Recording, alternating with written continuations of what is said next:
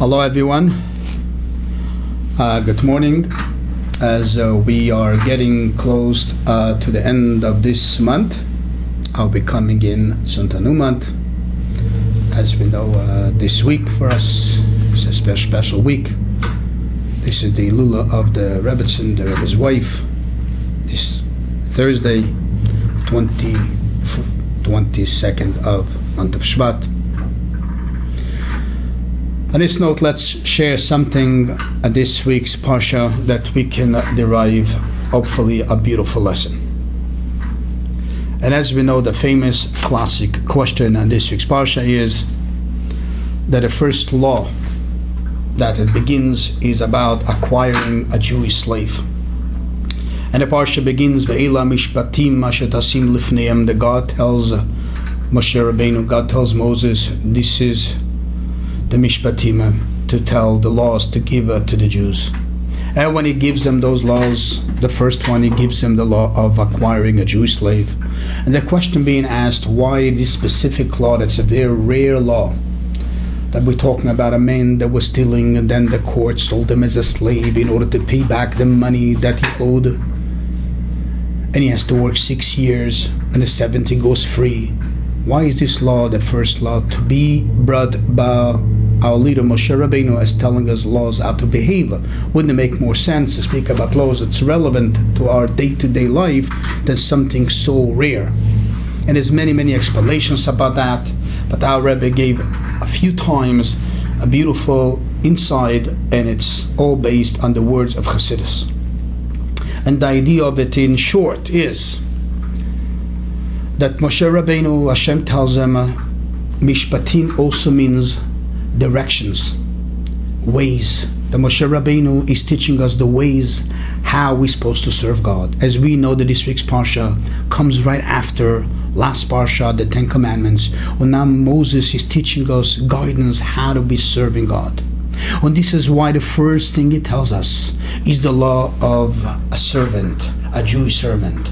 And a deeper idea is, Moshe Rabbeinu tells us, if you want to know how to serve God, if you want to know how the Jewish nation should not be failing, it should be going the right direction to greater and greater levels until the level of Mashiach coming, hopefully, the way to do it is by serving God, being a servant to God. As we know, a servant is a person that's completely devoted to his master. And that's why it's called a servant. A servant means that his whole mind in his whole life is how to serve his master, how to be devoted to his master. And this is the idea why Moshe Rabbeinu tells us this law first. The first and the most important ideas, the beginning of our journey, every morning and every day, is that we have to be servants to God, a Jewish servant to God. And as we know, Chassidus explains us, this is why the first prayer we say in the morning is Modani. The prayer of Modani, when we wake up in the morning, is that we acknowledge God and we are thanking to Him and we becoming servants to Him. And this is the message that Moshe Rabbeinu wants to tell us. And this is so interesting that we see even towards the end of the Parsha. As we know, the Parsha goes through many different laws. But when it comes towards the end of the Parsha, again, he says the strong and beautiful words. Va'avadetem et Hashem Elokechem. You should be serving your God. You should be a eved, a servant to your God. And he continues and he says, will you do that? Will you be in that direction of being a servant to God? He gives us so many blessings. Right after that, He's going to bless our bread and our water and so on and so forth. And everything for us will go beautiful when we are servants to God. But He gives us also some tips. How do we become servants to God? We can't go through them all, but He says it. But one of the tips He says, Et mispar yamecha amale. Literal means your days will be full. And what does it mean? What is the message is relating to us?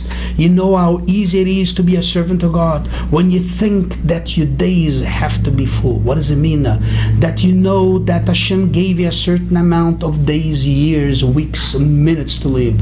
When every minute that Hashem gave you is to fulfill for something for Him. When this is in your mind all the time, Moshe Rabbeinu says, then you'll be able to be a servant of God. Because a servant is, as we said before, that you're completely dedicated, you're completely a servant to God. To be in that level, Moshe Rabbeinu says, you have to always think that your entire life was given by God every day, every moment, every second. What more can I do for the one above? But in the same note, Moshe Rabbeinu tells us, the servant is only a servant for 6 years. The 7th year he goes free. And the message is relating to us that the work of being a servant to God is going to be for 6 years. 6 years means 6 millenniums. But then will come the 7th year, and that's the 7th millennium. And this is the millennium of Mashiach. At that time, we're not servants anymore. At that time, we're going to have so much more greater, beautiful relationship with God. A time of freedom, a time that we can learn, a time that we can be with God in a complete different level. Hopefully, as we all know, that we are at the end of the 6th year. We are already almost at the 7th year. Let's hope even before Shabbos. Have yourself all a good Shabbos, and we'll talk soon.